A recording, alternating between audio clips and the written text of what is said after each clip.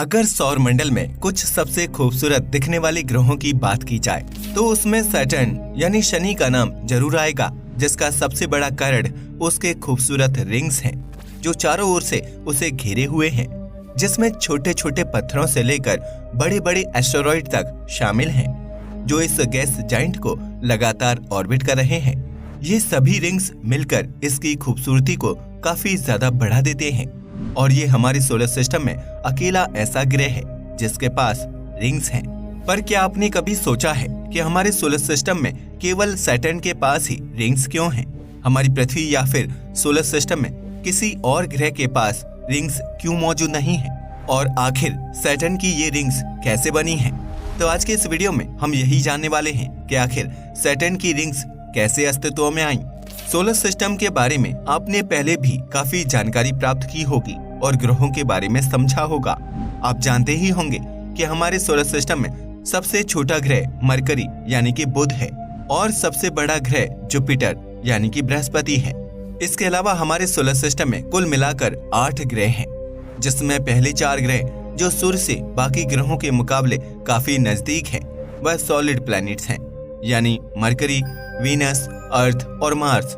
इसके बाद के 2 ग्रहों को गैस जाइंट्स कहा जाता है क्योंकि वह गैसियस प्लैनेट्स हैं यानी जुपिटर और सैटर्न। और आखिर के 2 ग्रहों को आइस जाइंट्स कहा जाता है क्योंकि वह बर्फीले ग्रह हैं यानी यूरेनस और नेपट्यून। लेकिन पृथ्वी के बाद आपने भी यही पाया होगा कि सबसे सुंदर ग्रह हमारे सोलर सिस्टम में सैटर्न है क्योंकि उसके आगे पीछे बहुत ही सुंदर रिंग्स पाई जाती हैं। और आपके मन में भी ये सवाल आया ही होगा कि आखिर सैटर्न पर ही क्यों रिंग्स मौजूद हैं और बाकी ग्रहों पर क्यों नहीं? साथ ही यह रिंग्स अस्तित्व में कैसे आईं? तो चलिए आज हम इसी प्रश्न का उत्तर देते हैं। लेकिन उसके पहले सैटर्न के बारे में थोड़ी अधिक जानकारी को समझ लेते हैं ताकि हम आसानी से समझ सकें कि इस पर रिंग्स का निर्माण कैसे हुआ। सैटर्न हमारे सोलर सिस्टम का दूसरा सबसे बड़ा ग्रह है और आपको ये जानकर बहुत ही हैरानी होगी कि ये इतना बड़ा है कि इसमें एक ही समय पर 764 पृथ्वी समा सकती हैं। ये ग्रह असल में येलो शेडेड गैस जाइंट है और इसकी सतह पर ज्यादातर हाइड्रोजन और हीलियम पाया जाता है, जिसके कारण हम ये कह सकते हैं कि ये ग्रह काफी हल्का होगा। क्या आप जानते हैं कि यह ग्रह इतना हल्का है कि यदि हम इसकी जितना बड़ा एक समंदर ढूंढ निकालें और उसमें इस ग्रह को डालें तो ये समुद्र में डूबेगा नहीं बल्कि उसमें तैरने लगेगा। साथ ही आपको ये सुनकर भी हैरानी होगी कि सैटर्न ग्रह का 1 वर्ष पृथ्वी के लगभग 30 वर्षों के बराबर है, यानी इस ग्रह पर हर मौसम 7 से 8 साल तक चलता है। लेकिन इसके विपरीत इस ग्रह पर दिन सबसे छोटा होता है जो केवल 10 से 11 घंटों का ही होता है, जिसका कारण इसकी अपनी एक्सिस पर तेज रोटेशन है। सैटर्न के पास हमारे सोलर सिस्टम में सबसे ज्यादा 82 मून्स हैं, जिनमें से 53 मून्स ऐसे हैं जिन्हें हमारे वैज्ञानिकों द्वारा कंफर्म किया जा चुका है। साथ ही 29 मून पर लगातार रिसर्च चल रही है जिन्हें बाद में कंफर्म किया जाएगा। आपको जानकर हैरानी होगी कि इस ग्रह पर जब बारिश होती है तो वो पानी की नहीं होती बल्कि सैटर्न पर डायमंड्स की बारिश होती है। अब हम आपसे जरूर जानना चाहेंगे कि क्या आप ये बात पहले जानते थे या आज पहली बार आपको इसके बारे में जानकारी मिली है?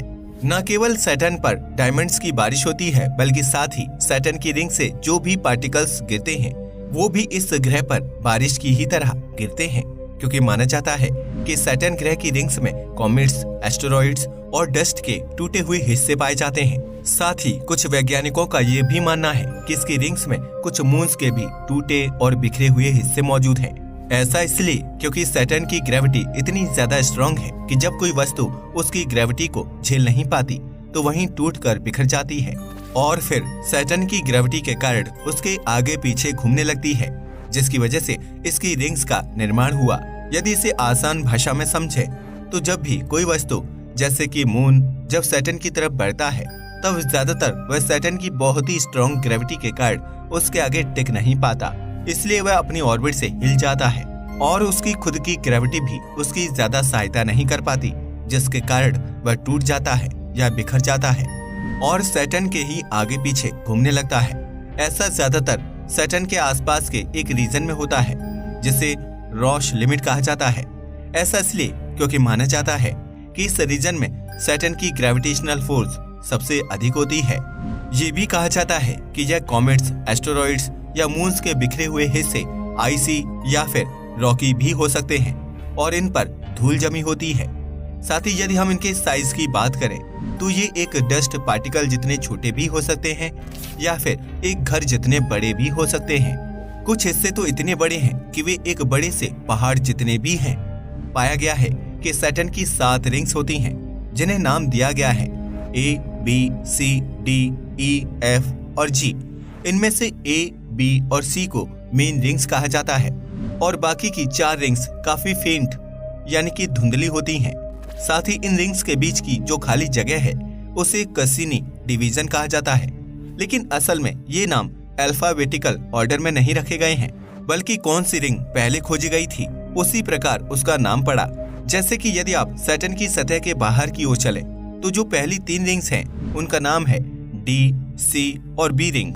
इसके बाद कसीनी डिवीजन आता है और उसके बाद की रिंग्स का ऑर्डर है A, F, G और आखिर में सबसे बाहरी रिंग आती है जिसे E रिंग कहा जाता है। इसके अलावा बाहर की ओर एक और रिंग पाई जाती है और माना जाता है कि वह सैटर्न के एक चांद फीवी के कारण बनी है, इसलिए उसे फीवी रिंग कहा जाता है। क्या आप जानते हैं कि हर एक रिंग अलग अलग स्पीड से सैटर्न के आगे पीछे घूमती है। कहा जाता है कि सैटर्न रिंग्स लगभग 10 से 100 मिलियन वर्ष पुरानी है। साथ ही क्या आप ये भी जानते हैं कि हर आधे घंटे में न जाने सैटर्न की रिंग से कितने पार्टिकल्स सैटर्न की सतह पर बारिश के रूप में गिरते हैं। माना जाता है कि ओलंपिक स्विमिंग पूल में जितना पानी होता है उतना ही ज्यादा यह डस्ट और पार्टिकल्स इस ग्रह की सतह पर गिरते रहते हैं। इसलिए हमारे वैज्ञानिकों का ये भी कहना है कि हो सकता है कि आने वाले 300 मिलियन सालों तक इसकी रिंग्स गायब हो जाएं। लेकिन कुछ नए आंकड़े बताते हैं कि इसकी रिंग्स के गायब होने की संभावना लगभग 10 से 100 मिलियन वर्ष की है। अब आप सोच रहे होंगे कि आखिर बाकी ग्रहों पर ये रिंग्स क्यों नहीं पाई जाती। तो मैं आपको बता दूं कि ऐसा नहीं है कि अकेले सैटर्न पर ही रिंग पाई जाती है। सैटर्न के अलावा जुपिटर, यूरेनस और नेपट्यून ग्रह पर भी रिंग्स पाई जाती है। लेकिन फर्क सिर्फ इतना ही है कि सैटर्न की तरह उन ग्रहों की रिंग्स अच्छे से नजर नहीं आती, वह काफी धुंधली होती हैं।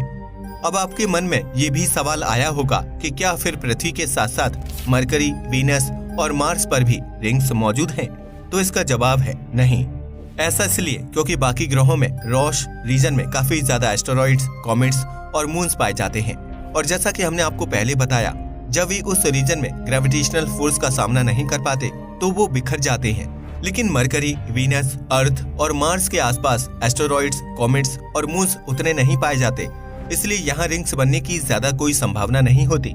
ऐसा इसलिए क्योंकि यदि इन ग्रहों के आसपास एस्टेरॉइड, कॉमेट्स और मून्स मौजूद भी होते तब भी उन पर इन ग्रहों की ग्रेविटी का ज्यादा असर नहीं पड़ता।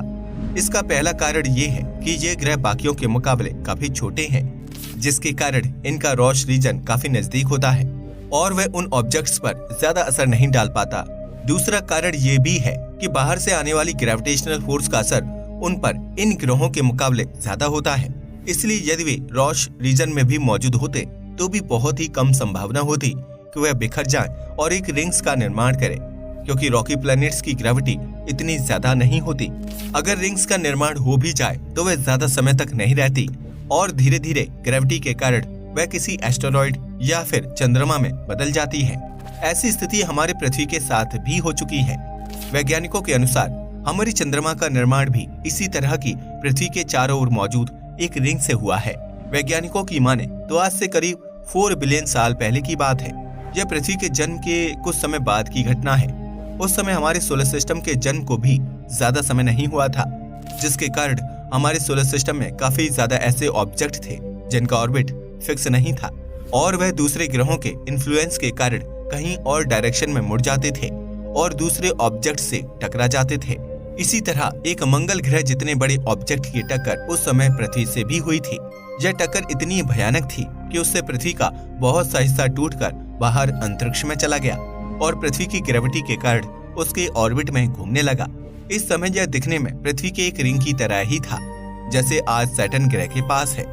लेकिन पृथ्वी की कम ग्रेविटी के कारण यह ज्यादा समय तक एक रिंग की तरह नहीं रह पाया और इसमें मौजूद एस्टेरॉइड के टुकड़ों ने धीरे धीरे करीब आना शुरू कर दिया और ग्रेविटी के कारण कुछ लाख साल बाद वह एक साथ आकर एक गोल ऑब्जेक्ट में बदल गए, जिससे हमारी चंद्रमा का निर्माण हुआ। कहने का मतलब सिर्फ इतना ही है कि बहुत कम ऐसे ग्रह होते हैं जो अपने चारों ओर रिंग्स को बनाए रख पाते हैं, और रॉकी प्लैनेट्स की ग्रेविटी ज्यादातर रिंग्स को संभाल कर रखने के लिए काफी ज्यादा कम होती है।